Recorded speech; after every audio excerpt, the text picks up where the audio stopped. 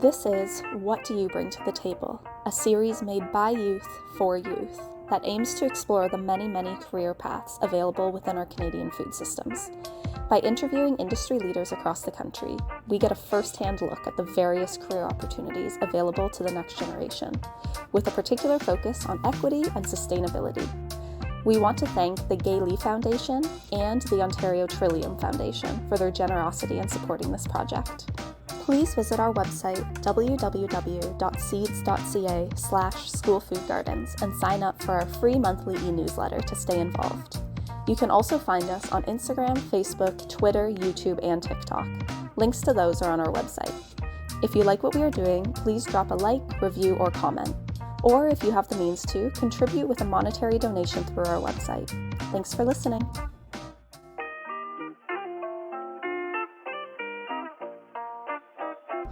This is episode 7, Kainaat and Scott.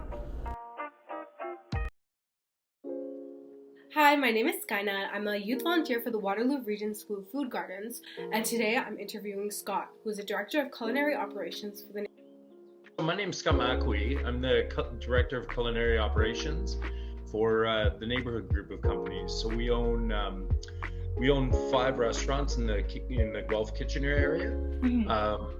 And each of them, well, 2 of them are exactly the same, and the other 3 are sort of different concepts, but all with one goal, and that's sort of eating locally in Ontario, and farms, and environmental responsibility attached to that as well. Yeah, as you are a culinary director, I was just wondering what that job description is, what that career entails. Yeah, so culinary director, so it's different. So basically you sort of work through the ranks in a restaurant, if you go about it this way, which is the way I did it. I started as a dishwasher quite a few years ago, and then you keep moving, and you're a cook, and then you start writing recipes and menus and costing things, and then gradually you get into purchasing a little bit as well. Mm-hmm. So it's sort of a two-sided thing. It's culinary and building recipes and launching national menus and stuff like that. But at the same time too, there's a purchasing component. So working with the suppliers, with the farmers. And then there's the operational side too. When you're designing a menu, you don't want to overload one station in the kitchen or another. Where are you going to hold the product? All those things, is the equipment working today? All those things. It's pretty all-encompassing. It's basically the whole back of the house, but from a global perspective. So it's more than just cooking. There's more of a business aspect to it too, right? Yes, without a doubt. There's budget ramifications and all sorts of stuff. Today, for instance, I was working through. I've sent out all our proteins, all our meats, to get quoted on from a few different suppliers now, and just to compare prices and make sure we're running as tight as we can. Nowadays the margins are so slim in restaurants that it's you constantly have to check and double check what you signed up for, so to speak. Yeah. So then on the same playing field, I was wondering what inspired you to become a culinary director, and how did you end up in this line of work? So, in my hometown, a little wee town called Rosemont in Ontario, there's nothing in town. There's 40 houses kind of thing, but there is a restaurant. So that was my very first job. Real job was at the restaurant, just doing dishes. And so I stuck with it, and I moved around, moved away. I was in Ottawa for a little while. I was in Toronto for a little while, Lake Louise. But I always came back to culinary and back to kitchens. It doesn't feel like work. It's time served. You miss, as you're growing in this industry, you miss a lot of high holidays. You miss, you don't see your relatives on big events. You miss weddings, you miss birthdays, stuff like that, because you're always working. So you do have to love it. And but it doesn't feel like work. I get to basically throw dinner parties every day, and it's it's not a bad thing. So do you enjoy the creative aspect of all of this? Love it. Yeah, that's my basically. To me, I feel like chefs are artists. Like, it's like being a painter, right? You're painting this picture, and you're putting yourself out there. So that's my favorite part is the design, and when I taste something, I feel like I want to follow where my mouth wants to go. Like the other day, I tasted some Brussels sprouts, and I thought, ooh, capers. So like you've come up with these funny combinations in your brain, and you track them down, you put them together, and you paint that picture. Yeah, I know. I totally agree with you. Like, I know, like myself, like I follow a lot of like on Instagram, I follow a lot of like food blogs, and Oh, cool. yeah, when I like look at those posts, like you can really like see that it's much more than food. It's like art, like the plating, the way it's honestly, it's beautiful. It's like an art. Absolutely. Yeah, it's great. My next question for you is, what do you think is the hardest part of your job, and what is the easiest aspect of it all? Part of me, I'm kind of torn on the hardest part. The hardest part for me, two things. It took me a little while to build confidence, to be able to put myself out there. Like I said, I feel like chefs are artists. The cool thing attached to that is that you get to work with a lot of artists, so it's kind of neat. It's not as individual as being an actual artist is. Yeah. That's tough, and so is the time away from your family. You're working late nights, all the holidays, all the weekends. You don't. Your life is totally different. You have a Tuesday off, and that's your weekend. It's just different. Cool thing is not much of a lineup at the bank and stuff like that, and get haircuts easily and stuff on those days. But those are the two tough parts. My favorite part is probably, I like that hum, that adrenaline rush when service is on and you're pumping. Yeah. And you're doing things like, if you were to ever bring anyone to work with you that doesn't work in the industry, people would be just like, you do this every day? We haven't sat down for 12 hours. Like it's a sort of a labor of love, and you meet like-minded individuals, and that's one of my favorite parts about the Neighbourhood Group, is that we're all about the same age. All the sort of the management group, we're all in and around the same age, and we've all done this all our lives. So we share a common passion, and that's really cool to be around people that love what you love and see it the way you see it. It's really cool. Yeah, honestly, like when I'm like looking, like when I'm in restaurants and I can see like the kitchen, I feel like overwhelmed for them. Yeah, it's like it's a really hard job, but I can tell it's like really rewarding when like you see people eat their food, and also like whenever people compliment like the chef and all that, I feel like that's like really rewarding too. Absolutely. So on that note, what does your typical day or schedule look like? So we're weird company-wise. We have a head office, but it's on top of one of our restaurants. It's basically like a few meeting rooms, and to be honest, there's not enough room there for me. All the offices are taken. I could work out of the boardroom, which I do, but I generally pick a restaurant to go to every morning. So I leave my house, and I live out of town, so it's a bit of a drive, and I pick a restaurant, start there.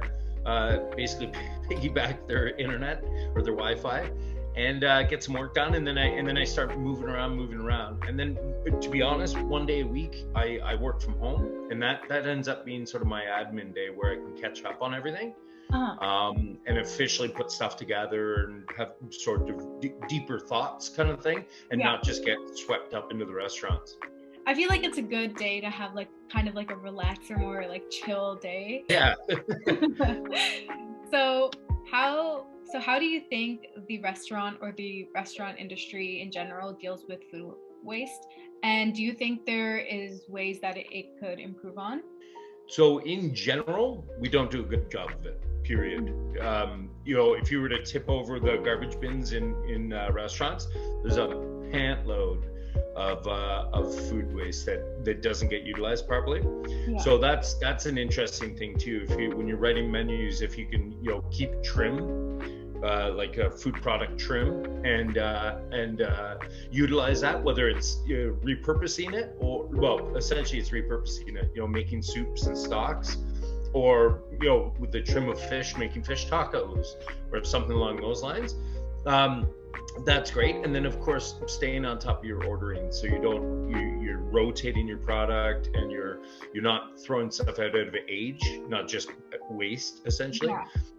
That, and then working with your local city and municipalities, getting proper bins so that your green waste can go to landfills and compost and all those things, or sorry, compost, not landfills, and things like that, recycling properly, all those things. So unfortunately though, as an industry, we don't do a good job of that. I just wanted to ask this question next. Because of that, do you think that there is like a responsibility on the guests' shoulders to uphold their part on sustainability when they're eating out? To a certain degree, but I think we're partners in that, right? Like if I give you plastic cutlery for your takeout, it's going in the garbage. Do not put it in the recycling, right? Yeah. But then if I give you bamboo cutlery, it's probably also going in the garbage and not in the green bin. So we should be holding hands together, that you take takeout, but we don't put plastic items in, we don't put cutlery in. You wash your cutlery yourself, or use real cutlery at home, kind of thing, stuff like that. And do we need to put napkins in all the time? Plastic's massive. Plastic and waste are massive. I actually just said the other day, I went grocery shopping and I was loading the back of the car, and I thought to myself, we're not, you have to pay for bags, or bags aren't available. But everything at the grocery store is still wrapped in plastic. Like if we're saving a bag every 10 bags or whatever it is, I don't know, but it's a partnership, and it's time we wake up. And it was probably time 30 years ago that we woke up. Yeah. And I feel like nowadays that I feel like we've all, as like society and different industries, really try to step up on trying to save more and like waste less, either when it comes to plastic and other stuff like that. And so what do you think is like one way that you or people in your industry help with the environment that most people don't realize? Again, depending on the restaurant group, we're pretty proactive that way. Yeah. We went through a huge waste study where we were weighing waste to figure out how much carbon impact we had.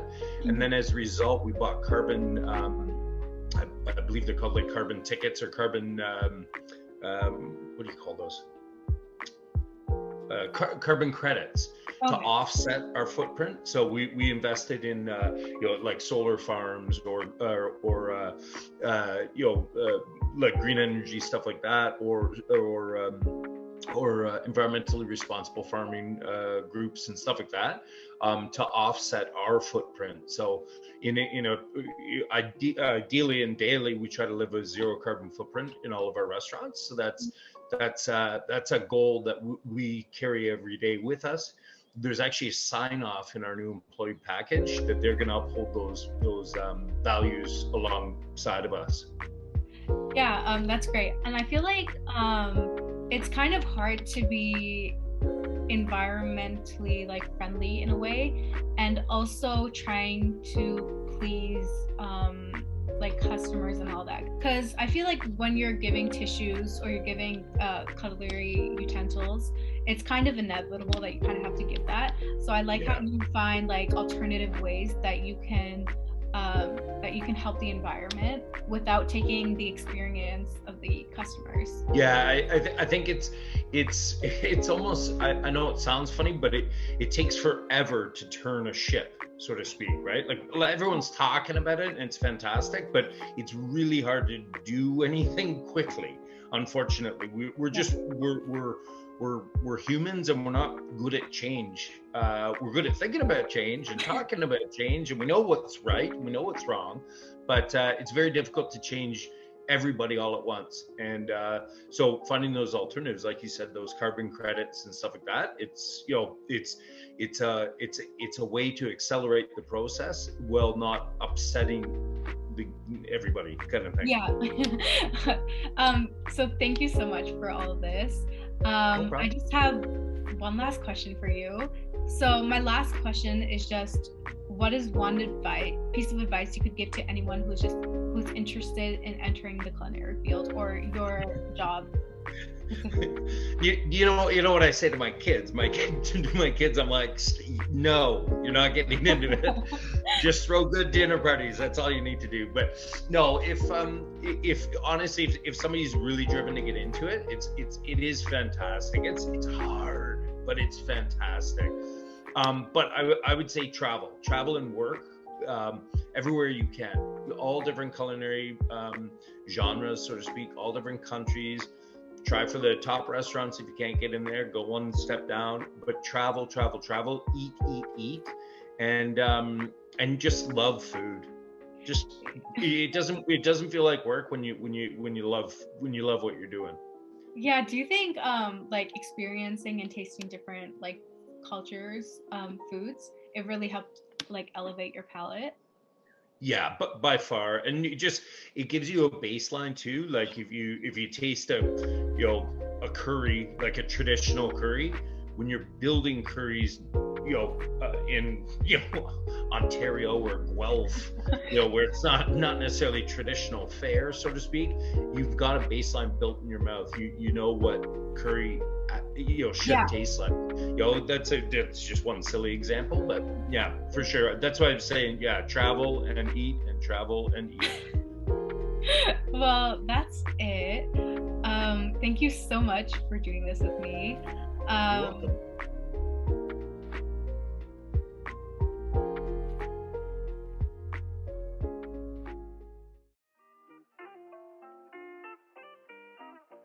Thanks for listening to this episode of What Do You Bring to the Table? See you again soon.